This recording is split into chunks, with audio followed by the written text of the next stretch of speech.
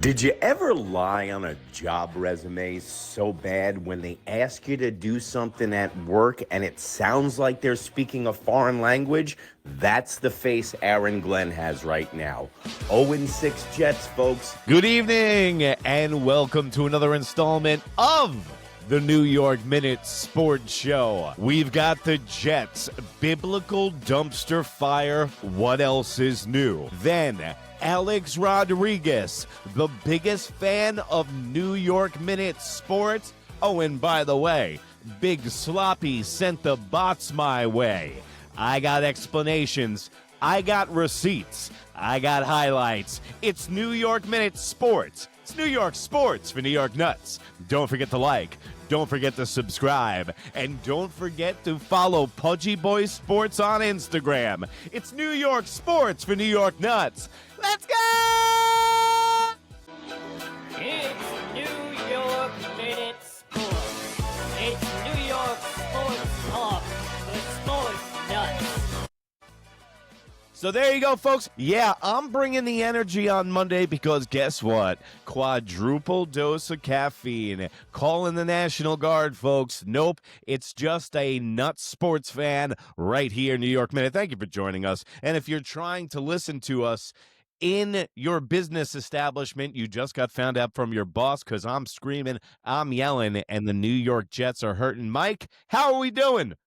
We're good. We're good. We had a good weekend. We're close to a clean sweep for Giants fans, but we're not talking about the Giants right now. We're talking about the Jets. And if only they brought the same energy you've brought into this show to London, things might have worked out a different way.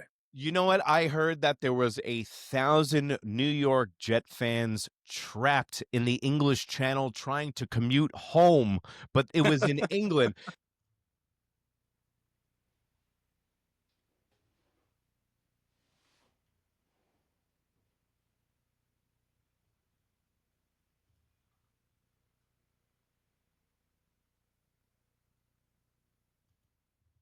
I'm in a glass case of emotion, literally in the deli yesterday. I'm wearing my jet hat, wearing my jet gear, and the lady goes, "You're really going to wear that in public?" Why do the Jets play the Broncos every single year?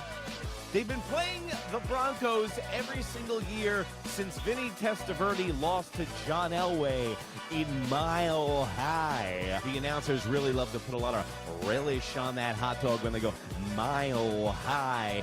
Just like when an announcer mentions of football players from Hawaii. We got the flying Hawaiian, the Rainbow Warrior. Whoa!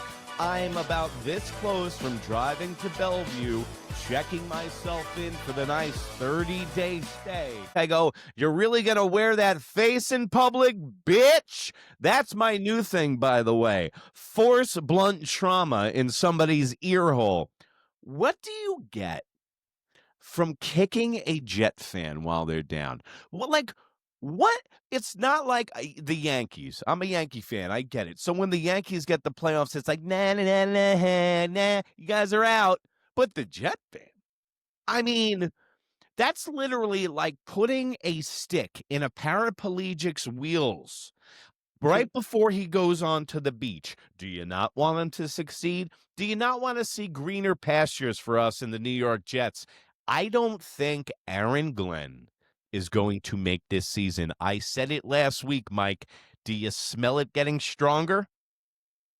It's getting stronger, yeah. And with the Titans just firing their head coach now after a slow start, there's no wiggle room here for Aaron Glenn because it seems like every single week he's on rinse and repeat. And you want to watch a guy who, enough with getting back and forth with the reporters and more getting back and forth with making the right decision. And the dancing is still in my head that we spoke about a few weeks ago, the dancing on the sideline against Tampa Bay. I mean, to be fair, you called it out immediately when you said, this is embarrassing happening right in front of our eyes. I can't watch this unfold anymore as a Jets fan. And they've seen rock bottom, so you're not going to get them any further down than rock bottom. So it would be one thing if Aaron Glenn actually had a resume to go on where it was like, hey, listen, this guy's done it here. He's done it there. And then anybody that does bring up his former coaching experience, it's with the New York Saints, it's with the New Orleans Saints and you have the Detroit Lions. Now, call me crazy, which I am. When I think defense, I don't think New York Saints. A fucking New York Saints. I cannot get over this mental block. The New York Saints were a major indoor lacrosse team from the 90s. What's up, Gordon Purdy? What's up, Miko Red Arrow? You guys should have won the chip against the Philadelphia Turbos and the Gate Brothers, but that's another story for another time. Aaron Glenn was the defensive coordinator for the Lions. Aaron Glenn was the cornerbacks coach for the New Orleans Saints, and both of them were dog shit. Now he comes to the New York Jets, and guess what? They're dog shit. Also, I don't get it. I just don't get it. It doesn't make any sense. They hire another defensive coordinator with no prior experience in an offensive league. I said it to you, Mike. They have a 1992 offense, and Bill Parcells is not walking through that door, okay? I got 2 words for you. Matt Patricia. Okay, I have Joe Judge. I got another 2 words for you. These dudes who try to act like they're Bill Belichick and guys that try to act like they're Bill Parcells. Guess what? Maybe try not to act like the coach's first name is Bill, and maybe you'll be successful in this league. But the Jets are so dunzo, dude. Paul's got to go. Garrett's got to go. And by the way, did you see the Jets love letter that I wrote to Wilson yesterday as soon as the game wrapped up? Yeah, I'm hoping that he reads it. Okay. It was well thought out. This is where I need your help right here on YouTube, also on Instagram, New York Minute. That's NEWYRKMIN. Also, Pudgy Boy Sports with a Z on Instagram and right here on YouTube. I need you to tag and to send Garrett Wilson this message. I sent it to him, and my messages get to A-Rod, and we'll get to that. But this needs to get to him, so I'll read it right here because it was just a flow state message that I sent to this guy. I picked my phone up, I hit the voice recording, which usually comes out like a baby boomer with a crayon, but for some reason and divine intervention, this message came through in one fell swoop. Here it goes. You are too good to be on this team. You need to get away from this organization as quickly as possible. I've been a Jet fan for 35 years. They're not going to turn it around. Their front office is inherently flawed. You are a really good player. Don't waste it on this team. Ask for a trade immediately. If not sooner, get off this burning ship. I know you came here with your best intentions. Felt like Samuel L. Jackson from Pulp Fiction. Best intentions to turn this franchise around, and I appreciate that. But this franchise is haunted. Go to the Steelers. Go to the 49ers. Go somewhere warm and play. Bro, you deserve better. This team, this organization is one of the worst in football, and I don't need to explain that to you who sees it on a daily basis. God bless and good luck to the rest of the season, brother. And that is my love letter to Garrett Wilson. Garrett, get out of town. Leave us. We're not good enough for you, okay? This message is to you, buddy. You only have a finite time on this marble we call Earth. You have a more of a finite time in the NFL. The window's about this close. If you want to wind up like Jericho Cotchery on the New York Jets, continue to play for us. Why don't you go to a winner, help somebody win some rings as a slot receiver, and actually retire a happy man? It would be fitting for him to go to Pittsburgh, where he just had the same quarterback that he had a season ago, playing with him on just what a completely different franchise now. But it's not. He got over the hurdle of getting that contract. He finally got paid, which most guys are scared about in the NFL, making it to that big contract. But now it's like, dude, they just gave Glenn a 5-year deal, and he's not even he's 7 games into his 5-year deal. And is Woody going to eat that up and pay it and get rid of him? And is this GM, does he have the stones to clean house and get rid of the talent. Brees Hall's easy. He's easy to get rid of because he's a free agent, I think, after this year. But Wilson, Sauce, he just paid these guys. Does he have the stones to tell the fan base, we're gutting it all and I'm starting fresh? And again, if they wind up with the number 1 pick, do you even, from what it seems like, nobody has faith that they could even get that right. My question to you is, and I'll answer that, but who can be trusted on this team? Nobody. There's not one person. Absolutely no one can be trusted on this team. There is no strong point on this team. There's no leadership on this team. There is not one aspect of football that the New York Jets play that is good or a highlight right now. So, that being said, you have a general manager that just had his first draft, okay? So this general manager, what did he do for the New York Jets when you have like the tight end for the Colts, like I said last week, the guy from Penn State who is literally rewriting the tight end position? You have a guy like on your squad, the New York Giants, you have a Jackson Dart producing and getting W's in the NFL right now, and you give us Membu on the worst offensive line in all of the NFL? They had negative 11 passing yards, Mike. It's impossible to do. I said this yesterday on my show. I'm really not a big fan of gambling, but if you do decide to do it, gamble responsibly. And second of all, they have a slider on there. Dude, go down to about 80 yards passing for Fields. I've been doing it every game. You can line your pockets. I got it for plus 525 yesterday. He threw for 45 yards passing. Okay? It's so impossible. What you need to do as a Jet fan, if they are going to be this bad, line your pockets with the ineptitude of the Jets. Don't do the point spread. Don't do the money line, because then you're going to have to put heavy wood down to actually win. Just play it safe, do that little slider, and just make sure they're going to fail. The Jets need to trade everyone, Mike. Everyone. I know that they've pushed the trade deadline back, and that the New York Jets, that in the NFL, the trade deadline has had more of an impact than when we were kids. The trade deadline, no one really, the team you had in the beginning was the team you had. You know what changed that trade deadline was T.O. going to the Eagles. Yeah, major deal, man. What I'm nervous about, and I could care less about a Jets fan, but what I'm nervous about is this team has every chance to win maybe 1 or 2 games this year and finish with the number 1 overall pick. And in typical fashion of a losing franchise, I get it. I get you, Jets fans. I completely understand what it feels like. Jets and Mets. But in typical fashion, there's no clear-cut number 1 quarterback coming out of the class next year.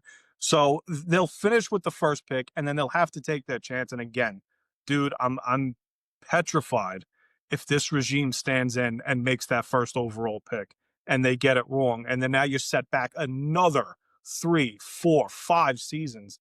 It's just it's rinse and repeat until a guy like Woody Johnson either sells the team, which we can't ask an owner to sell the team. It's his damn team. Everybody asks sell the team. It doesn't work like that.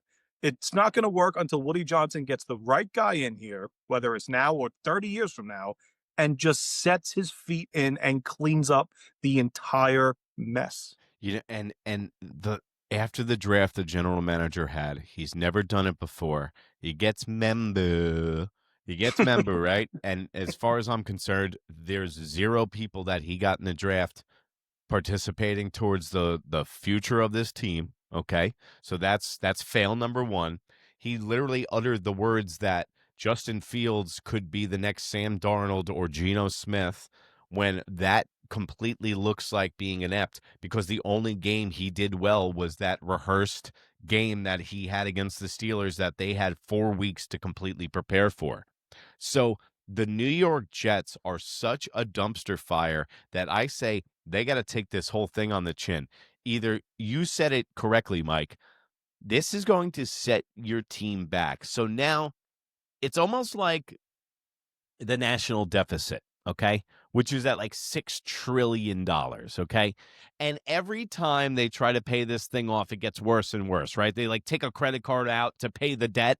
So the New York Jets, you got to remember, they were pushed back. Geno Smith failed. That pushes you back 5 years. Sam Darnold failed. That pushes you back 5 years. Zach Wilson failed. That's another 5 years. So, like, even before they could get their heads above water, they're like 15 to 20 years behind the 8 ball. Then they went out and tried to spend their way out of it, like the Oakland Raiders do. And now they're in cap hell because now you just signed Sauce, I weigh less than tomato sauce Gardner, and you have Garrett, my window is closing, and now I am linked up to the Jets. Wilson, let him go, and Breece Hall's been the bright spot. Breece Hall should just be the quarterback on this team at this fucking point, and they should run the Wildcat. But nobody's stock is going to be higher right now. Everybody's got to go, dude. Everybody. And what's getting scary now is did you see the exchange that Glenn had with I forgot the reporter's name. I forgot whoever the reporter was that was brave enough to make the trip to London and ask Aaron Glenn about the quarterback situation. It was a very fair question, by the way, asking if Justin Fields is playing next week in Week 7. And Glenn is already, you can see some of the cracks now.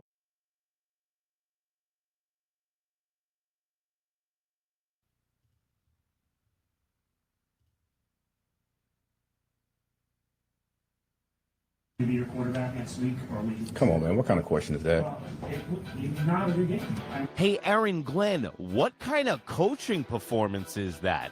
Hey, Aaron Glenn, what kind of quarterback performance is that? Hey, Aaron Glenn, what kind of offensive scheme did you set up before the game started? Because I could plan one in the dirt with my finger better, and you need to be fired ASAP and trade everybody on the New York Jets right now. With Glenn week by week by week saying it's not the same old Jets, not the same old Jets, not the same old Jets.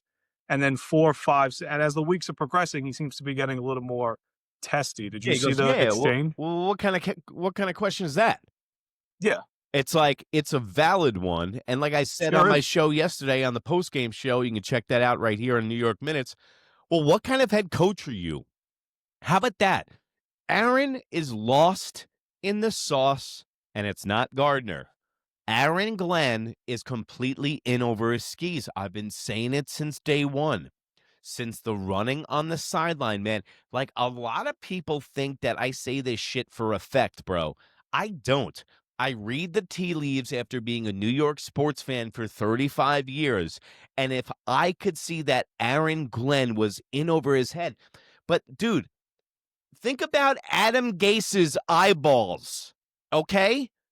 Yeah, the guy looked like he was on go pills like an F-16 fighter in World War II, and he's not in the military. He's supposed to be leading men on Sunday onto the gridiron, and guess what? He looked like he was on oodles and noodles and had a pocket full of gas, and he wasn't in a car. You know what I'm talking about? So if they hire a guy like that, and then they hire Robert Saleh, all these guys are fucking nuts. Aaron Glenn is not there. And I'm going to tell you, we're going to start praying in prayer school. Bro, why don't you guys do fumble drills before you start? Like, that's the thing, man. We have a big problem in our society where everyone already thinks they got the gold jacket before they've done anything. You can't instill that kind of discipline and run that whole drill sergeant bullshit if you're not taking care of your end of the ball. If you're not taking care of your own front lawn and you're loosey, bro, they have done worse than last year. Yeah, I didn't think it could get worse than last year, and then it's gotten worse. Well, listen, the defense has gotten significantly worse. Let's talk about a team that's going in the opposite direction, the New York Giants. Now, after that huge win, okay, Jackson Dart and Boo Boo, Scatterboo. By the way, I am just gonna say everybody's name like Mel Kiper from now on. Maybe for Halloween, I'll just be him for Halloween and get the vampire because he looks like he lives in a sarcophagus. Mike, tell me how it feels to be semi back as the New York Giants. You worded it perfectly. I was gonna jump in and not say back yet, but you did. Semi back is the perfect word. Yeah, man. Because I'm in this town with you, buddy. I know how it is, and I see what you go through. So I know I don't want to jinx anything. I don't want to send you down the wrong path. Never do that to you, buddy. Never do that to Pudgy Boy Sports with a Z. But semi back. But dude, it's the fan base is so excited now. I had to put a video out at 2-4 about getting a receiver at the trade deadline. At 2-4. Like, this is how the fan base is. You know what? Being down as long as we've been down, I'm all for it. I'm back. I'm excited about it. I'm excited to watch, just to go into a Sunday now and not have to just worry about how we're going to lose each week. It is to be able to watch the young quarterback develop. And again, it's not about wins and losses anymore. It's about watching this kid develop into the franchise quarterback this team has been searching for since Eli Manning left, obviously. And, I don't deserve any pats on the back, but, we've had Eli Manning for 16 years, so it's not like we've been in quarterback purgatory for so long. But, it's really exciting to see a lot of these draft picks finally changing the culture of this franchise. It can't be understated how excited Giants fans are. Just 3 weeks ago, it was not this feel. Well, that's why I think that you guys, that's where you get a little bit of your Yankee-ishness with being a New York Giants fan. It's like, oh, we've been suffering so long. You had Eli Manning. You had Phil Simms. You saw Scott Norwood kick it wide right. You're okay. Yeah. But you know what? You just chose the better colors. But the thing is that being a Jet fan in New York, there is really no beef between the Jets and Giants. It's not like Mets and Yankees. It's not like Islanders and Rangers. It's nowhere close to that. But when I started New York Minute about a couple of years ago, I like to cover the New York Giants because they're a New York team and we're in New York Minute. But New York Giant fans were so checked out. Literally so checked out that it had zero steam on social media. And you can see the pecking order on social media. The Knicks, they rule the roost because everyone's pushing in the right direction. Everybody else, every other fan base, they're split right down the middle. But the Giants rule this New York. It's a Giants. This will never be a New York Jets town, and as it will never be a Mets town. But that's another discussion for another time. It will never be that. But you guys seem like you're back. But is this cautious optimism because Jackson Dart needs to chill a little bit in that backfield because he is not that big of a dude to be running around like that. Because there's a dude down in Tampa running around like he's got his hair on fire, Baker Mayfield right now. Do you see what that guy was doing yesterday? Yeah, he's escaping tackles like he's Mike Allstott. Bro, 5-1, the Tampa Bay Buccaneers looking great down there because I am starting to audition side teams when I go down and I travel and I need a second team because the New York Jets are not going to be back for a long time. But let's switch to baseball, Mike, and the New York Yankees, obviously, they are out of it. They're donezo. So you know what I do? I go to hit pieces on YouTube, and the first ones underneath the target, the microscope, was MLB on Fox's panel because I cannot stand how phony Alex Rodriguez is, okay? And every time I hear this guy on MLB on Fox and I hear him open up his mouth about Brian Cashman, what people forget is how his career ended as a New York Yankee. And whenever Alex Rodriguez does something, there is premeditation behind it. He's working on an angle. He hope he looks good on TV. Something is going on, okay? So if he, what? Sorry, No, go ahead. If he had retired after 2009, where would you? He would be up there with probably one of the all-time Yankee greats, wouldn't he? I don't think so, because it started cracking a while before that, because Alex Rodriguez's career leading up until 2009, he wasn't clutch. No. Then he had the controversy with Derek Jeter, saying that he was a better player than Derek Jeter. They were on the same team. Big time phony. They didn't talk at all. He moved over to third base like he said he did a favor for Derek Jeter. Then the bullshit started. You got to remember, Alex Rodriguez hit in the 8th spot against the Detroit Tigers in the Gary. Yeah. So Joe Torre almost had to bench him because he was trying to get a phone number of a chick in the second row when he was on the batter's box, and that's why he got benched. Then you had the hip problem. Then he misses a whole season from the hip problem because, allegedly, of his steroid and PED use. So, boom, he goes down on that. Then he gets popped for PEDs. He goes to your boy show's, Mike Francesi's show, and lies right to his face. So I did the montage. I do an 8-minute episode just to remind people on what kind of high character this guy is, Alex Rodriguez, and just remind people where it's coming from. So do you really think that I thought that Alex Rodriguez, the message was going to get back to him? Well, it did, Mike. And Alex Rodriguez has been stalking my account on Instagram ever since. Sports, did you leak anybody's names? That's laughable. Absolutely not. That's disgusting. No. Lie, lie, and lie.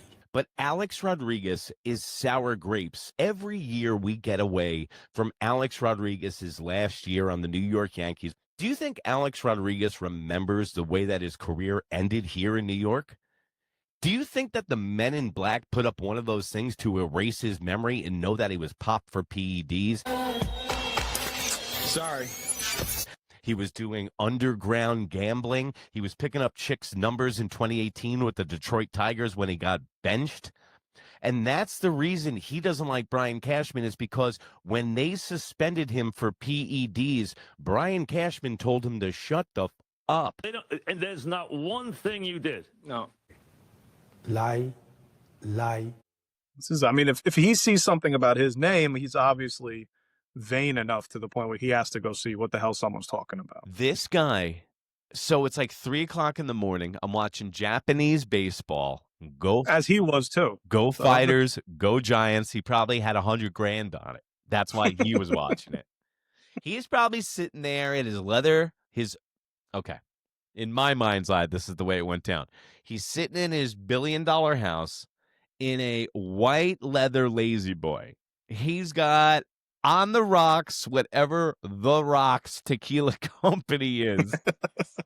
He's drinking that on the rocks, and he's sitting back, and this egomaniac goes #A-Rod. He does his monthly, hey, what does #A-Rod on Instagram look like? I'm telling you, this is my detective cap I'm putting on. Goes through it. He goes, oh, let me check it out.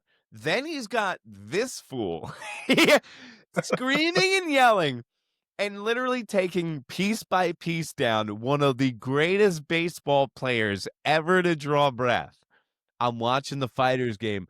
I never look at who looks at my story. I just kind of set it and forget it, Mike. Yeah. I start looking at my story, A-Rod, A-Rod, A-Rod. I'm like, this dude is looking at my account. So he's been getting all these messages. If you haven't seen it, go right here on New York Minute. Go check out the episode. Dude, think about this when you watch the episode. You're Alex Rodriguez drinking tequila, and look at that video again. Look at it through that context, and it's like, oh my God. Sometimes I forget, Mike, that people actually hear and see the videos that I make. Well, you had the brush up with Jazz a few months ago as well. So Well, you have this. You seem to have this lore with the Yankee and the former Yankees about catching their eye. I think people only get upset with things when you tell the truth. Yes, 100%. And also, maybe when you just keep showing the picture of Alex Rodriguez as a centaur and the painting above his bed, maybe Or maybe you bring up the underground gambling that he was involved in, losing J-Lo, all those things. Maybe that might not be associated with baseball. But the thing is, so here I am. Obviously, I'm getting through to people. But this is the craziest thing, is that nowadays you can do this stuff. I was thinking about it before. In the 80s, you couldn't just get in touch with Ricky Henderson. Now you got a shot. And I just shoot my shot, but I go like this. I see the bubbles on A-Rod. So I write, hey, hope you're loving the channel. Yeah, hopefully, maybe by some Yankee miracle, would you have him on to discuss some of this controversy that he's had in the past? Alex Rodriguez is more than welcome on New York Minute Sports, and I'd like him to clear the air, because I think that he thinks that we're stupid, and I'd like him to explain to us how we should just forget all the improprieties that he had, while guys like Barry Bonds and Roger Clemens are completely frozen out, aren't making money from TV. You can't have your cake and eat it too. So that's why with the whole Alex Rodriguez thing, I was like, who sits next to him? Oh, David Ortiz, Big Sloppy, as I like to call him. Hit piece! Boom! Hit piece right on Ortiz. Bro, the hit piece got to David Ortiz. Ortiz got protected. Boston loved him. ESPN worshipped him. And then he joined Fox and became one of the boys. Meanwhile, Roger Clemens sneezes wrong and he gets a 30-minute documentary about how he used steroids. You can literally see it. If you kiss the media ring, you're safe. If you don't, you're a villain. Ortiz played the game. Bonds didn't. Period. Stop. And that's why Big Sloppy's in the Hall of Fame, and one of the greatest players ever to draw breath, Barry Bonds, isn't, because instead of a smile, he had a scowl and told the truth. All you guys lied. All of y'all, in a story or whatever, have lied. But David Ortiz lied his way out of everything, and he was the poster child of the Boston comeback. I mentioned about the insider trading on the episode. I got botted, okay? I was inundated with bots talking about crypto and financial businesses. I looked back at it. It was the financial business that he had dealings with the insider trading company. Oof. I mean, there was over 60 comments. They all had 36 likes each, and looked like somebody took a picture of them and put them in the comment section of the video. Then what number did he wear?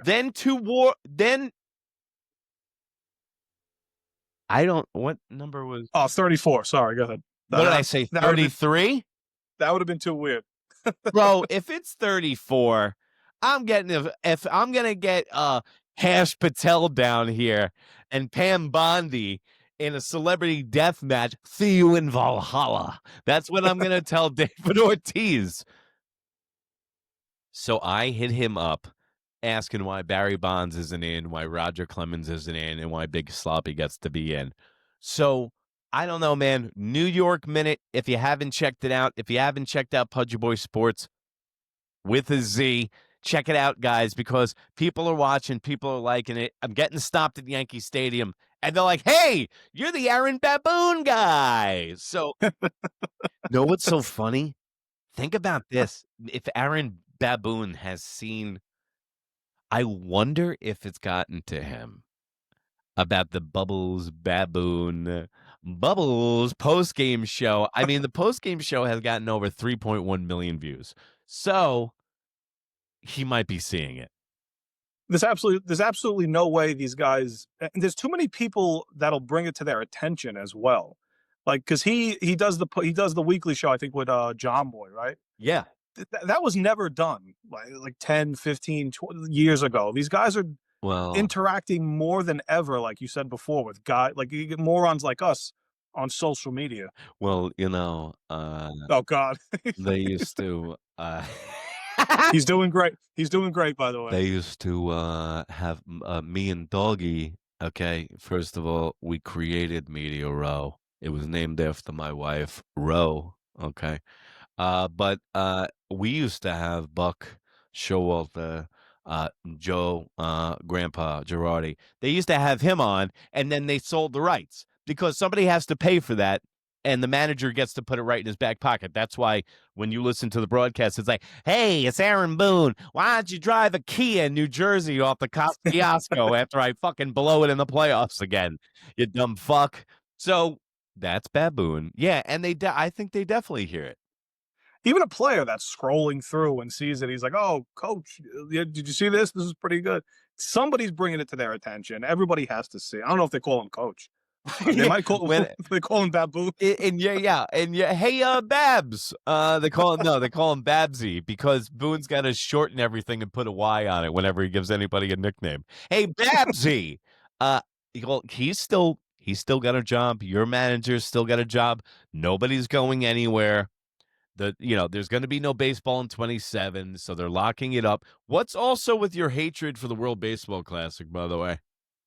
I can't. It's strictly injury based because I'll be honest. When David Wright was playing in it, and they did the Mr. America or Captain America thing, I thought it was okay when they first brought it up, the idea of these players playing for their countries and the proudness of it. But I lost full faith in it when Edwin Diaz tore his Achilles, Yeah. like 2 or 3 years ago, and now I got Francisco Lindor saying he wants to play winter ball as well. There's reaches a certain point where I can't watch these guys make more and more money, and somehow if they get hurt in these World Baseball Classic games, it is going to be devastating to the franchises. Did you like it before your closer got hurt? I didn't care for it, no, but that was the icing on the cake. But why don't you care for it? There's no, I don't know if it's not the pride factor of America, because I like seeing all these other countries be represented by their players, but it's just something where I pretty much only care for the Mets aspect. I only really care for the Mets when it comes to baseball. I don't think that these guys should be able to play in the offseason anywhere else. I think all their dedication should be towards the franchise that they have a contract with. In fact, I think that the All-Star game should go bye-bye. I don't even want them playing in the All-Star game. I think they should have those 5 days off, like the Pro Bowl, name it, have a little skills competition if you want it, still have the home run derby, that's great. I don't want to see anybody in the All-Star game. I could care less about it. I wish Aaron Judge could stay home and put those size 14s up on an ottoman for the next 4 days and watch Netflix and just chill out. But too much money involved. You know what I'm saying? But Lynn, do you know the reasoning why it's not played after the season instead of before? Because I have no idea. Because guys are tired after a season. Guys are shot after a season, and they need that rest. If you do it in spring training, they get in-game reps because all you need is reps in preseason. So that's a perfect time to get it.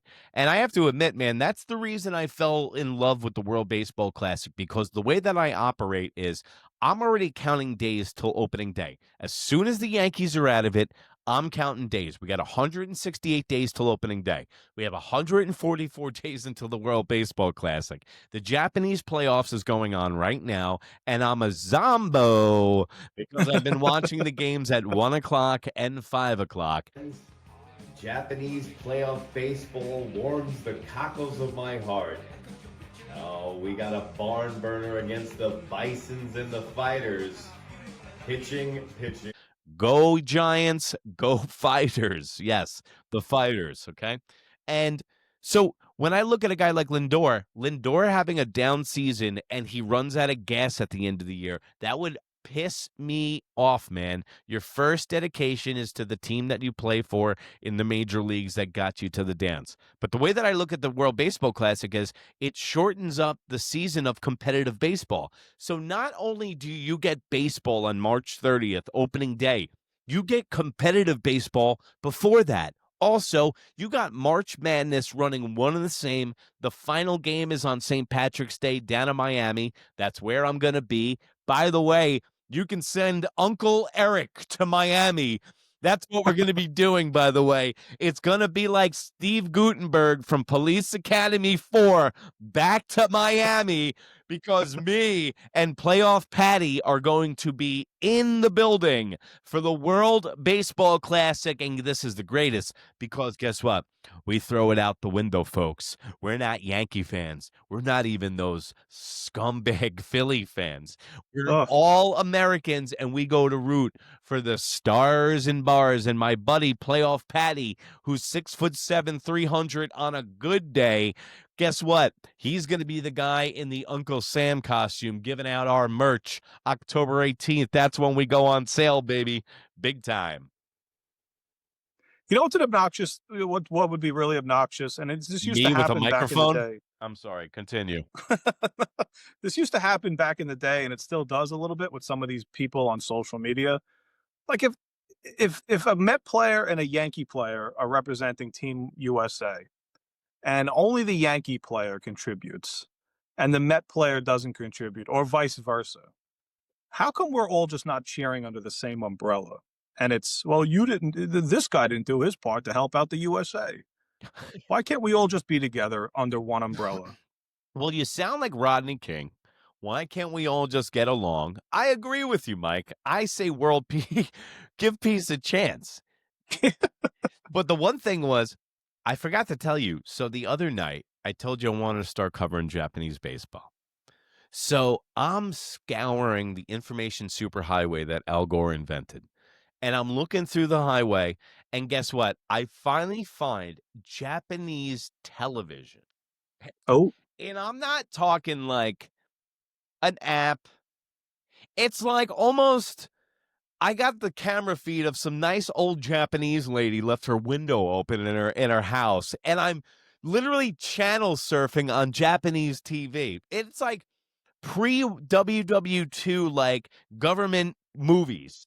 It's nuts. So what I got was the Yomiuri Giants and the Fighters, and I started. So the playoffs is going on in Japanese baseball. It's called NPR. It's been going. The league's been on since the 1930s.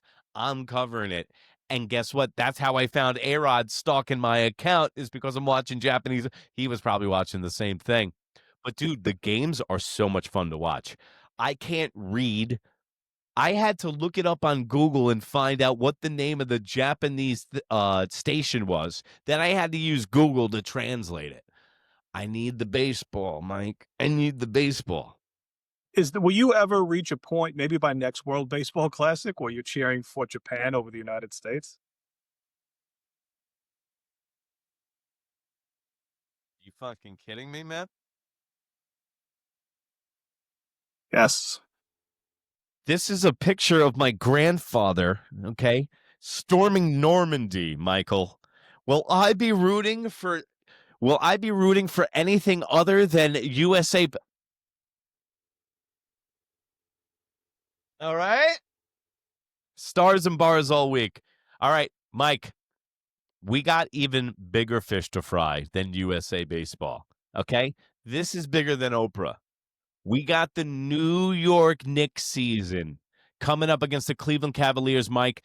And I remember you saying to me, it's about the approach in the NBA and it's about the bench. We complained last year with the New York Knicks. They didn't have the full bench. They were trying to play other teams that played 11 deep, and we had no bench. And also, we had Tibbs, who was like Ford from Ford Motor Company, just driving that stick on his players. Mike, tell us how the bench is looking before the season starts. It's looking good, man. I can't repeat this over and over. This is the best compilation of talent that the New York Knicks have had in my entire lifetime. I'm 35 years old. I missed the 90s Knicks. I missed those Ewing years, so I didn't get to suffer through the heartbreak of Jordan knocking us out every year, but I hear it every single time. People love the 90s Knicks. This team is so deep to the point where they're going to have to make decisions on who to cut.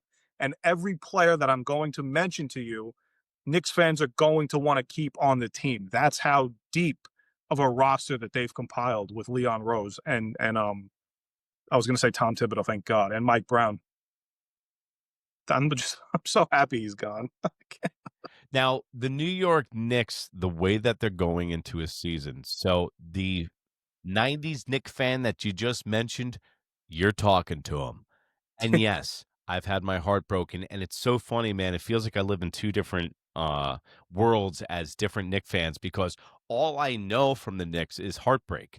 That's all I know is that Michael Jordan killed me. And then when Mike went to go play baseball, gambled on basketball, allegedly, when he left, we were left to our own devices, and we got beat by the Rockets, and Hakeem Olajuwon completely schooled Patrick Ewing. But it always was we were one of the best, but we could never seal the deal. But this year, it seems like the pathway for the New York Knicks is open. Now, you were talking about specifically some of the veterans that you want to keep on this team. So if it was up to Mike, let's say you're GM. Who you keeping? Who comes? Who goes? So I'm going to keep. There's guys that we've signed like Landry Shamet. There's guys that we've signed like Malcolm Brogdon. We still have guys like Hawk Porty on this team. And we got the two rookies that never played for the last 2 years because of Tom Thibodeau and never developed. They have one available roster spot for 4 different players. Okay. So some of these guys have to go. I personally am keeping Malcolm Brogdon on this team. I think he brings a veteran presence. He's going to bring a guy that could hit the 3, a good defender still at 37 years old. He's still a piece that you want on a championship level, and another guy who took less money to come here to try and win a championship. I want to value those guys as much as I possibly can. Shamet's a guy I'd like to keep on this team. He knows New York. He can handle New York. Decent defender, good three-point shooter, over 40% from 3 out of the last 4 years. You want to keep a guy like that on the bench. But in order to keep both of those guys, you're going to have to trade away either Tyler Kolek, who Knicks fans are absolutely in love with, strictly because he's white, and then because of Pacome Dadier, who is the first-round pick from 2 years ago that has just never got a chance to play. I know he's only 20 years old, but trading one of those guys away will open up the necessary spots to keep this veteran group of guys together. And we're talking about the 11th and 12th guys on the bench. Like, this is the best part about this roster. Yes. So they got talent in bunches, and this is the greatest thing that we're not talking about developing these 21-year-old players and hoping that this random French guy that we draft is going to wind up panning out, and then they have lower back issues like every single European dude we ever draft. But now, yes, this is go for broke. The window is open. We were talking about windows previously. The window for the New York Knicks is for 2, stretching it to 3 years. Big Zesty is not aging well, okay? These guys, monetarily, they're all set up, okay? This is the promised land. Now, Mike, I heard a lot of rumors that the Greek Freak was talking about coming to New York. And now there's rumors that if they were to do this move, I get approached a lot by people, and by the way, thank you for everybody that supports me here on YouTube, also on Instagram, NEWYRKMIN on Instagram. Follow Mike, Pudgy Boy Sports with a Z on Instagram, same thing. People stop me all the time, and they go, hey, listen, we got to go get the Greek Freak. If we add the Greek Freak, then the Knicks will be a super team. Guys, you can't. Okay, how about this? I'll bust it down for you. You're not like, hey, I just have $1 million in my pocket. I'm going to go buy a Lamborghini, okay? And then I'm going to have $1 million still in my bank account. No, the Lamborghini actually costs money, and that's exactly what the Greek Freak is. He's actually probably an off-road Lamborghini, but we'll get to that. But the Greek Freak is exactly what we need. But there will be no New York's Knicks team if we go for him right now. He is a free agent next year, right, Mike? He's got this year, next year, and then he's a free agent. Okay, so yeah, and that's at the end of our window. So that actually kind of winds up perfectly, and Rose is killing it as a general manager. I wish we could clone him and make him the general manager of the Jets. He'd probably do a better job. But this is the 2-year window, and then if the Greek Freak goes, you can sell all the equity to the Bucks, and it will be like the Denver Nuggets with Carmelo Anthony 2.0 when New York Knicks West, before the New York Knicks Central, when they were the Cleveland Cavaliers, when their whole team turned into them. And it's nice. There's levels to this, right? And some Knicks fans just don't seem to understand. all of these players that you've grown to love over the last couple of years will be involved in the trade for the Greek Freak. You're probably losing Anunoby. You're losing Karl Anthony Towns. You're losing Josh Hart. You might lose Bridges. But there's levels to this stuff that can't be explained to some people because they think you're just going to trade Pacome Dadier and Tyler Kolek and then bring on the Greek Freak. No. And as much as the Milwaukee Bucks might want to do Giannis a favor by putting him to the destination that he wants to go to, they don't really owe him that. They don't have to give him that. And for the Knicks to be able to just have this team set to the point where fans like yourself, myself, and people out there could say, we're okay for now. Like, that's a really, really good feeling that one of the top 2 or 3 players in basketball wants to come to us, but we necessarily don't need him. Do we want him? Everybody wants him. Of course we want him. But we're not going to have what you desire on the bench and all this other stuff if we just gut the roster for him. The things that scare me about the Knicks this year is expectations. That's what, we saw it in the Pistons series. The Knicks were lucky to escape that Pistons series with a win last year. They showed up to the postseason flat-footed. And it wasn't even a matter of injuries. 2 years ago, they were full of injuries in the playoffs, and we were like, oh, man, what if they actually were healthy and all that shit? They were finally healthy. They really missed Hartenstein. So my question to you is, are they in that top 4 teams in the NBA? Because you have an OKC team that hasn't lost a step. Yeah, 100%. I think the Knicks are in the top 2 or 3.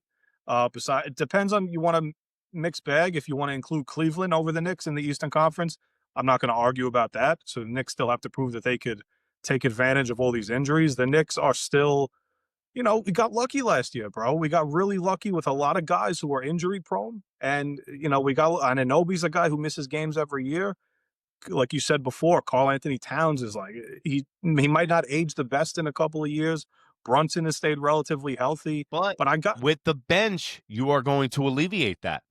100%. You're going to that's reduce the minutes, and that's exactly why Tom Thibodeau is out of town, is because they brought Brown in, and what will Brown do for you, Mike? He's going to rest your team. That's what he's going to do for you, bro, is because these guys, by the time of the end of the year, I think I might have even answered my own question. I said it out loud. They went into the playoffs flat-footed because they got the fucking shit beat out of them all year.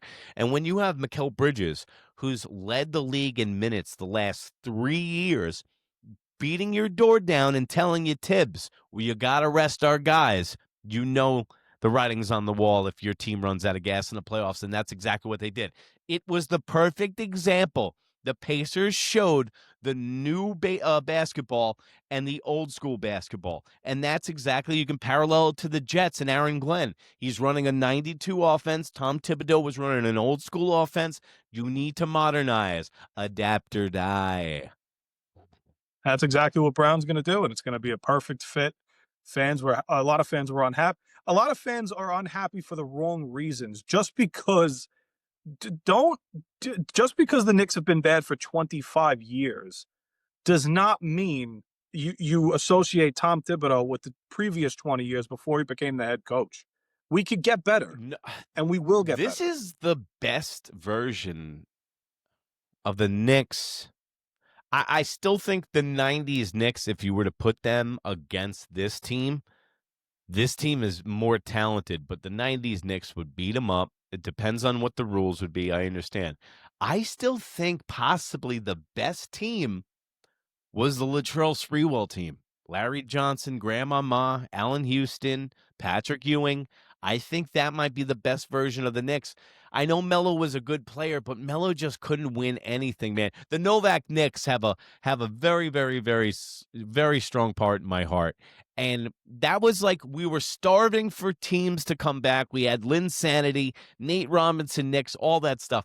We were just so thirsty that it's like the last chick in the bar at 2 a.m. That's what we were as Knicks fans. We were thirsty. And a kid just can't be understated, bro. The fact that openly, I can't say this enough, the fact that this guy and the rumors of him wanting to come to the Knicks, and some Knicks fans are still saying, let's wait it out. Dude, 2 years ago, if you would have told me the Freak wanted to come to the Knicks, I would have said gut everybody not named Jalen Brunson.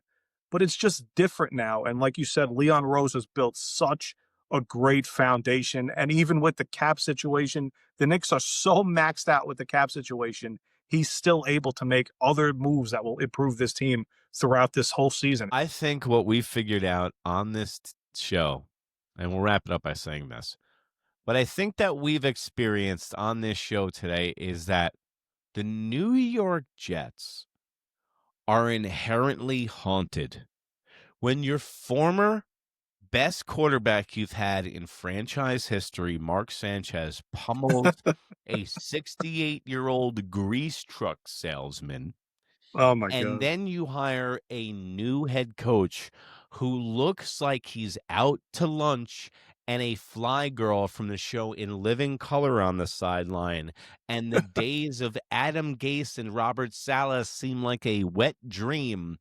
0-16. Guess what, Mike? I am 0-16. I was built for this. I'm ready for it, and I'm ready for NFL season now, because lock in and grab your eyelids and kiss your ass goodbye, because if you're a Jet fan, it's going to get darkest before the dawn, and guess what? Dawn ain't coming. Dawn is a retired stripper dead in a bathtub, okay? That's the Jets' dawn. Anything to add, Mike? No, I'm sorry. All right. Well, guess what? Add us on Instagram. New York Minute Sports. Pudgy Boy Sports with a Z, folks. NEWYRKMIN. And remember, it's New York sports for New York nuts. And if you can't be good, be bad, baby. Bye. All right, Mike. Later, brother. All right, man.